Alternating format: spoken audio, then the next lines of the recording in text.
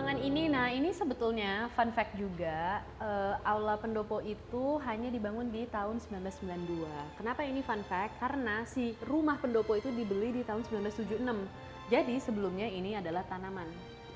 Dan sebelumnya juga itu adalah lapangan bulu tangkis.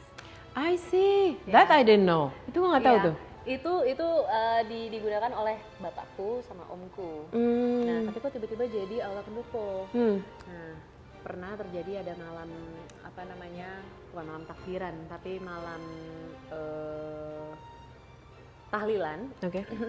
Terus Eyang itu membangun satu tenda. Bukan Eyang tapi orang-orangnya ya, membangun satu tenda. Terus cuacanya kurang mendukung. Nah, karena cuacanya kurang mendukung, tendanya roboh. Eyang malu banget, bayang lah. Iya, dia lagi dengan ini apa yang salah kalkulasinya nih, kenapa begitu tenda bisa begitu Eyang gitu. kan memang sangat serving ya sama tamu-tamu, jadi tentunya sangat malu dan tidak bisa memuliakan orang-orang yang beribadah. Oleh karena itu beliau memberikan arahan gitu bahwa kita harus bangun nih si Aula Pendopo. Ini gue nggak tahu. Nah, menariknya Aula Pendopo itu menyesuaikan ke gebyok ini. Jadi gebyok ini dulu sebetulnya yang dibeli oleh Eyang Putri di Semarang. Nah, setelah itu ditempel di sini dan ini yang harus mengikuti itu. Makanya ukiran-ukirannya kayak begini dan warna kayunya seperti ini dan seterusnya. Nah, di sini ukiran-ukirannya juga tidak ada makhluk hidup, hanya ada flora karena ini permintaan dari Eyang Ainun agar bisa ada pengajian di sini. Karena kalau di Islam kan tidak boleh ada gambar-gambar makhluk hidup. Begitu sih kurang lebih. Itu gue baru tahu bagian itu. Iya ya. Baru itu baru.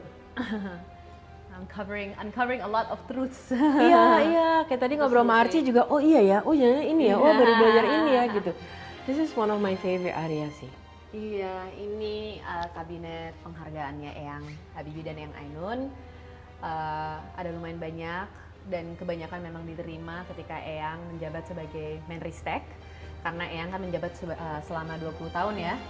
Dan menariknya sebetulnya Eyang tidak hanya menerima penghargaan-penghargaan dari dalam negeri tapi juga dari luar negeri gitu. Jadi beliau di-acknowledge sebetulnya di luar negeri, di dunia gitu. Dan that's amazing gitu ya pada waktu itu. Ya, dan buat aku hebatnya beliau itu adalah dia mengenali dirinya dulu sendiri siapa, mencintai Indonesia dulu. Karena kalau dia mau sebenarnya cap-cip-cup kali di luar nggak perlu kesini lagi juga. I get this gitu. Dan dia memilih untuk bangun Indonesia, pulang ke Indonesia, ngelakuin untuk Indonesia. Betul sekali. Makanya buat beliau gitu itu penting sekali untuk kita bisa mengenali akar kita. Dan that's what perpustakaan dan juga panel-panel ya di sebelum perpustakaan is all about gitu pulau-pulau. Aku inget banget gitu, Eyang tuh selalu bilang, Nadia walaupun kamu pintar, ingat kamu juga harus berbudaya gitu. Aku inget banget dia tuh selalu mengulangi kata-kata itu waktu aku SMP, SMA dan sebelumnya kan ya apa sih gitu. Iya nggak ngerti maksudnya apa sih berbudaya gitu ya kan. Tapi aku mulai paham gitu. Dan berbudaya itu sebenarnya juga, dan ini mungkin karena budaya Indonesia ya, kita tuh harus berterima kasih dengan kakek dan nenek moyang kita. Karena tanpa mereka kita tidak mungkin ada di titik ini. I cannot be here if it wasn't for my parents atau my grandparents, etc. gitu. Dan sebenarnya proyek ini itu buat aku untuk berterima kasih ke Eyang kakakku sama Eyang Putri gitu ya. Karena they did so much gitu. So I have to commemorate them. Nah, I want to. Gitu ya kan? It's beda ya antara gue harus sama gue mau. I want to, gitu ya kan. Nah, misalnya di sini juga ada penghargaan dari Jerman, ini ada dari Prancis dan juga ada dari beberapa negara yang lain. Iya, gue ingat kok kalau misalnya ada acara, ya itulah entah lagi kesini terus juga ada acara, tapi yang menerima tamu atau pada saat open house tadi tuh, ya nggak cuma orang Indonesia, dari MC mana, dari negara mana, dari apa, orang memang datang untuk they respect him. They respect him itu sih. Itu memang datang ya untuk silaturahmi gitu. Silaturahmi dan menghormati dia. Iya. Dan itu buat gue huge ya gitu. Huge. Itu besar banget sih. Tapi emang bisa lihat tamunya bule. Oh ternyata dari ini. Apalagi gue pernah nginep di Eyang di Kakerbek. Ya sana datang dari Indiana Rusia, dari Jerman ini, dari itu gitu. Enggak, gue pikir udah nyampe sana ya lo berhenti yang datang namu. Enggak. Jadi emang orang tetap, oh Habibie sih, gue pengen ngomong nih sama dia, gue pengen ngobrol, gue pengen, keren sih. And he's very reachable sebetulnya orangnya. And very reachable and very talkative. Very talkative. Kalau begini nggak bisa diberhentiin nih. Bener, nggak bisa. Aduh nggak bisa banget. Eyang Ainun beda banget kalau Eyang Oh Ainun. iya.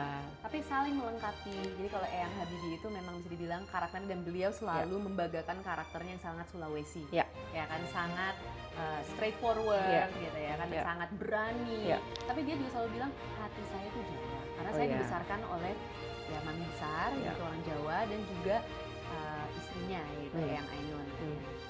Jadi Ini nih lagi agak Eyang Ainun banget nih deh.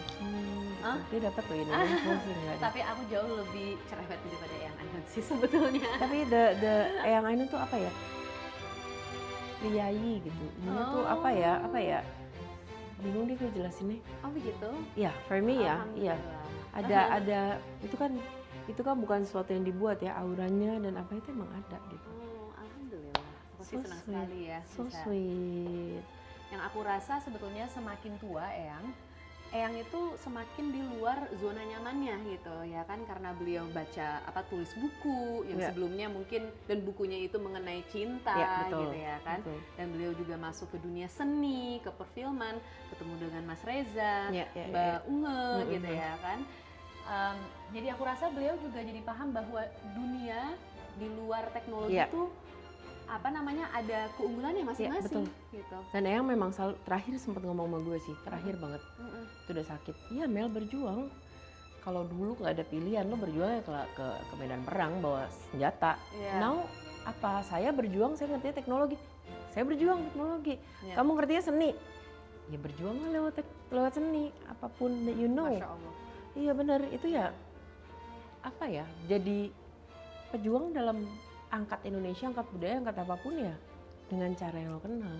Jangan semua orang mau bikin pesawat, semua orang mau kolanin perang ya nggak kena juga gitu kan. Iya. Dalam bahasa kayak gitu, buat gue sih seriously, kamu follow deh IG-nya Wisma Habibie Ainun. Memang sudah mulai terbuka kesempatan buat kalian bisa datang. Ada caranya, nggak ujuk-ujuk datang ke pagar gitu, enggak gitu, enggak, please enggak ya. Kalian yang follow gue tuh suka trut gitu main lompat, enggak, ada caranya, ada waktunya, ada do and don'ts-nya ya. Terus jangan, saya udah datang ke rumah pagarnya, nggak boleh masuk, enggak gitu caranya Neng ya. But kalian nggak akan nyesel sih, banyak pelajaran yang bisa kalian ambil. Emang gue cuma spill 2 ruangan, ada lagi sisa lainnya, sengaja nggak gue spill, but 2 ruangan ini aja punya sekian banyak cerita gitu. Kita nggak tahu interest lo di luar apa. Oh gue pengen lihat nasionalismenya, oh gue pengen tahu dia baca buku apa sih, oh gue pengen tahu ini. Tapi dia ninggalin warisan nggak eksklusif. Eyang tuh bener nggak sih, correct me if I'm wrong, Eyang tuh nggak pernah merasa superior. Oh gue pengen tahu, gue nggak mau bagi ilmu gue, gue nggak mau share ini, kamu siapa, enggak. Bahkan Eyang tuh oversharing Iya, sebetulnya. emang kadang-kadang itu kayak Eyang katanya nggak harus, itu nggak perlu Eyang, itu agak udah terlalu selesai personal gitu, enggak ya kan? gitu. Iya, but jadi dia ngasih kesempatan, ayo gitu, come learn apa yang ditinggalin di sini. Thank you. Iya, kita gangguin Archie lagi dah. Ini udah di sini.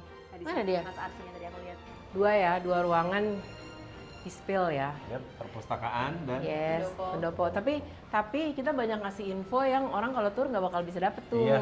Tadi tuh info itu mie kangkung, info kita di sana ngobrol apa sama Eyang pas kecil gimana gitu. So personal stuff lah. yes, pokoknya actually this is open ya kalau orang mau ya. Tapi ada caranya, ada do and don'ts-nya, ada lewat mananya gitu kan. Nih ya, kita tulis di sini. Nanti Di Instagram oh ya Instagramnya apa? @Wisma Habibie Ainun.